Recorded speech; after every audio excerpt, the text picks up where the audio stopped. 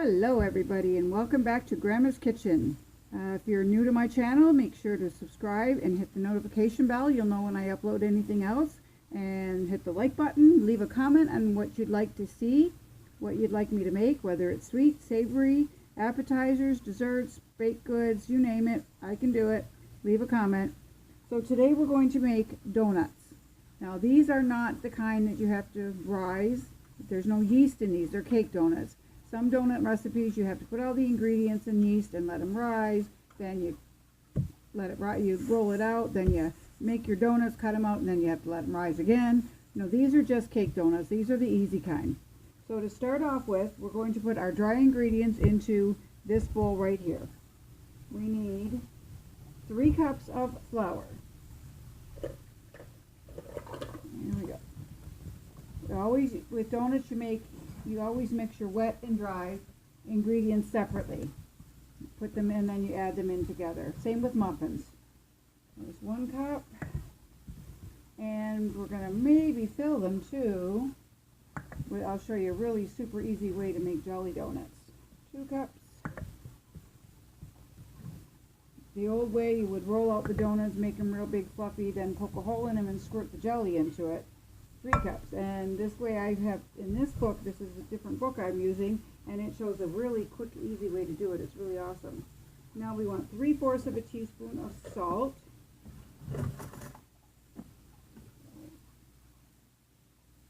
3/4 of a teaspoon goes in. And a teaspoon of nutmeg, which I'm using cinnamon because I'd rather have cinnamon than nutmeg. This, you can use nutmeg if you like. And 4 teaspoons of baking powder. 1, 2,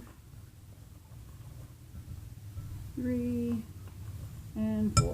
I will put all my ingredient list at the bottom in the description, so if you've missed any while you're watching the video, don't worry, you can go and get it out of there. So that's our dry ingredients. We're just going to give this a little stir, mix everything all, incorporate it all together. And we're going to set this bowl aside. There we go, all nicely mixed up. We're going to set this bowl aside and bring our other bowl in. And this is going to be for our wet ingredients. So what we do with this one is we're going to cream the shortening with half the sugar. Now the shortening in this case is margarine. So it's 3 tablespoons of margarine. So 1, 2. This is quite the easy recipe. This is an old book. It's from 5 Roses Flour.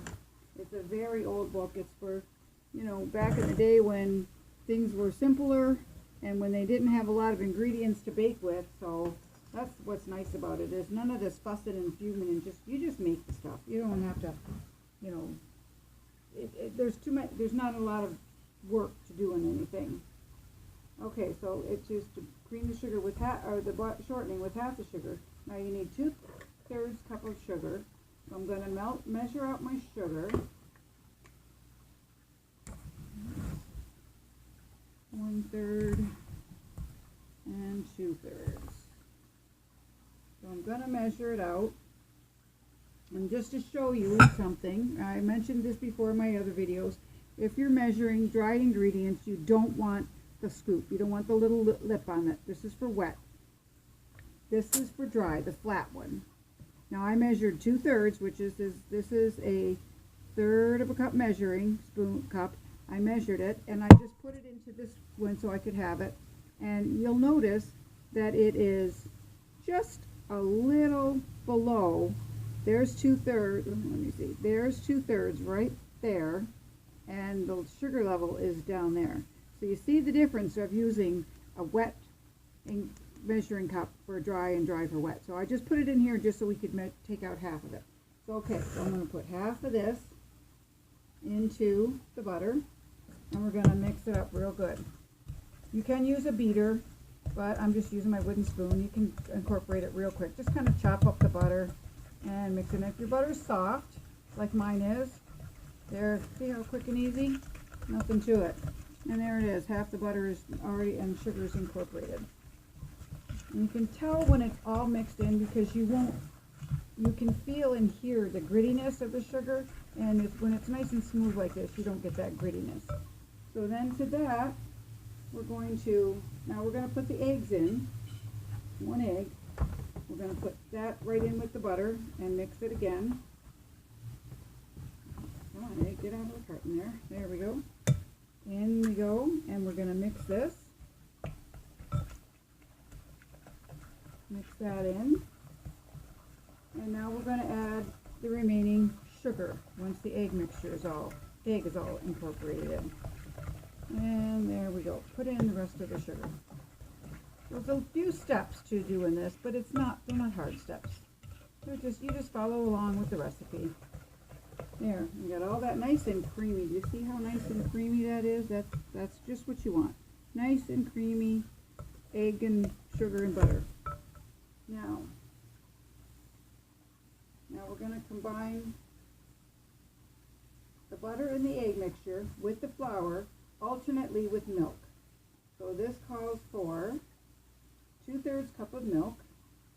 So I'm going to use my measuring cup that I dumped out the sugar, so this way I can get proper 2/3 cup.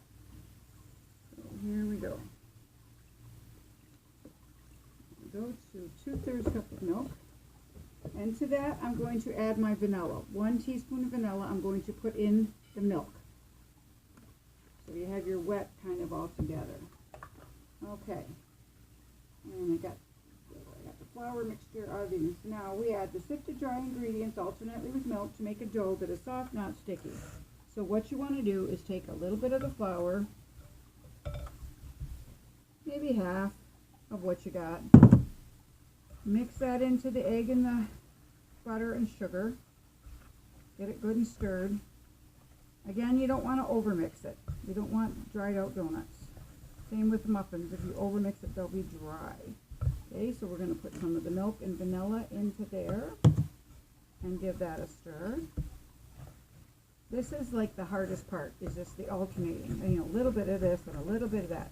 It's not hard, whatever, but it just takes a little more time than dumping everything all in one bowl. So we'll do the flour in 3 steps because there's so much of it. It is easier to do it this way than all in one bowl because you have more room to mix, and you know, you just can get it nice incorporated better. And you have a great big bowl, dump it all in, but you know, things like this have to just take a little bit of time. And as I'm doing this, I have my pan of oil heating on the stove to deep fry the donuts in. You want it, you can tell when your oil is hot enough if you take a little cube of bread, and if you put it in there and it bubbles up and browns and rises right away, you know that your oil is hot enough. There we go. The last of the flour goes in. This is the first time I've used this recipe. I've made donuts before, both cake and rise donuts, and this is the first time I've used this, but it's basically the same. And in goes the rest of the milk. It's the same kind of a recipe. Now it's looking pretty good, pretty incorporated, and it is, they said, a soft. It says you want to soft but not sticky, and that's what it looks like. Now you can chill this for an hour to make it a little bit more firm. I'm going to skip that step only because, you know, I don't want to take an hour. This is just right. You can put it on a floured board and roll it out and make up your donut.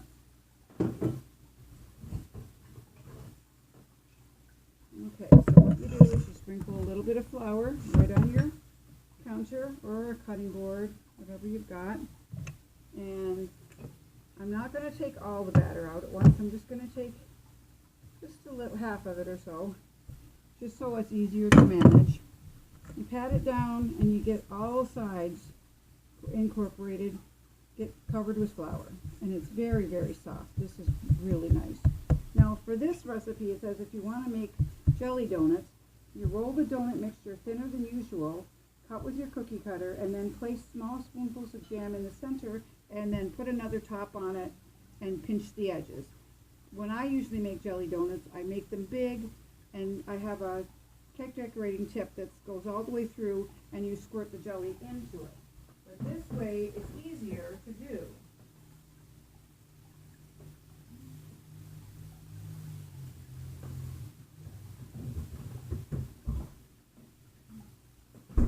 sorry, I just forgot to get my jam out. This way is easier to do, I think. I'm going to try it and see if I like this way better. I've never attempted this before. So we're all learning together today. New recipe and new way to do things. Okay, so what we're going to do is try it. We're going to roll it out fairly thin. And if it starts sticking to your board, just add a little more flour. You don't want too much flour because you will fry the, oh boy, I'm going to just knock the camera off. My goodness. You don't want too much flour because you will knock the, you can't knock your camera over, that's not a good idea. You will dry them out if you have too much. Just enough so it's not sticking to your counter or your rolling pin. So there we go. That is nice and rolled, a little thinner than usual. And I'm going to use a drinking glass, like that. And you just, little rounds. So let's see. These are going to be small donuts. You can use a bigger glass, or if you have a circle rolling pin, you can use that. Whatever, or circle rolling pin, sure. Circle cookie cutter. I have a gazillion cookie cutters, but not one circle in the bunch. I have all kind of shapes. No circles. Okay, so we're going to try this. We're going to put, it says to put a small spoonful. So I'm just going to take a little bit, because you like a lot of filling, but you don't want it oozing out all over the place either. And then you put this jam, and then you put the other donut on top, a piece on that, and you just go around it and pinch your edges. And it sticks together really easy. So that made it a bit bigger actually. Now, so what you do like that, okay, you cut and then you fry it. So we're going to test the oil and see if that's hot. I always do one small donut to test to see if it's hot enough.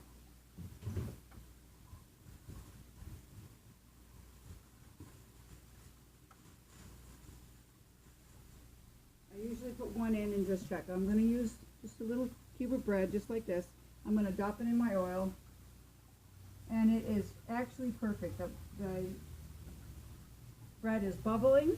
I'm going to show you. I'm going to bring the camera over and show you in the pan. The bread is bubbling. You see there? You see the bubbles? And it stayed up. It didn't sink to the bottom. So that means that your oil is hot enough to make your donut. So let's go. Let's take this over to the fryer, and I can show you how to do this. So first thing we're going to do, get a slotted spoon, if you want something to turn them with. Look at how nice and golden brown that was. You can make toast or something with that. There you go. So what we're going to do is we're going to put one filled one in. I just want to test the filled one on its own before I make any more. And it's in the oil, and they do sink, which is okay, because they will rise up again. When they float, then you know they're ready to turn. So let's get this there. See that all bubbles all over the place? And it started, there it is, it's risen to the top. So now we're going to give that a turn with the spoon. And it's not quite browned. I did turn that a little bit too soon. Where are you, donut? There we go. So we're going to just leave that in there. I have my oil on a low heat, like a medium heat, because they can cook really quickly. And the quicker they cook, they can burn on the outsides. You want to turn them just when you see that it's nice and brown on the sides. Well, there, that come out pretty good. Okay. I think it can use a little bit more browning time, just a titch more. And that's how quick and easy we just made jelly donuts. So I'm just going to let this one cook a little bit, and then I'll take it out of the oil and cut it open to show you how nice it is. Yeah. All right. And we're going to take this out of the oil. I'm going to put it on a plate. Just to show you. Look at that. Isn't that gorgeous? It's just perfectly browned on both sides. And filled jelly. I'm going to cut it in half. I mean, obviously you normally wouldn't cut a jelly donut. You would just bite into it. But because it's blazing hot, I'm going to cut into it and show you that. Look at that. See? And you've got jam pretty much right through the whole donut. That's what you want. There you go. So you can use any kind of jam. You can just fry these, like I'm going to toss a few in the oil and just do them without the jam. These are going to be, now that they started cooking, it's going to be real quick. Hear this, I don't know if you can hear that sizzle or not, but there they go. They take like a minute on each side. That's all. And they are rising. That's from the baking powder. You don't need the yeast. The baking powder and the flour causes them to rise. You get by self-rising flour, which is pretty much any flour these days. And see how easy? They're going to be little, and that's okay. That way you can have 2 or 3 at a time instead of 1, and you don't feel so bad. Look at that. See how perfect they are? And what you want to do after is put these on a plate lined with paper towel to drain the grease. Unfortunately, this isn't the healthiest of snack, but you know, once in a while, you need something a little bit yummy, and it doesn't matter the calories. So we're going to give them one more turn, and I'm going to put those on a plate lined with a paper towel just to drain them. You could put these on a cookie sheet, like put a cookie sheet and then the rack that you use your cookies on to drain, let it drain down on the bowl off the rack onto the cookie sheet, which it's okay, but it's just you got a cookie sheet full of grease, you know. So if you put them on paper towels, you're done. You don't have to worry about it. So there, oh, they cooked up pretty nicely. I'm gonna, ouch, burn myself with the oil. That's not good. So there you go. There are our little baby donuts, and these are called cake donuts. They're not your rising yeast donuts. You see how quick and easy it was? That took me probably start to finish, I'd say 20 minutes, if that. So cooking time. Okay, so you all have a really super good day and enjoy the donuts. Look in the description for your recipes. Bye now.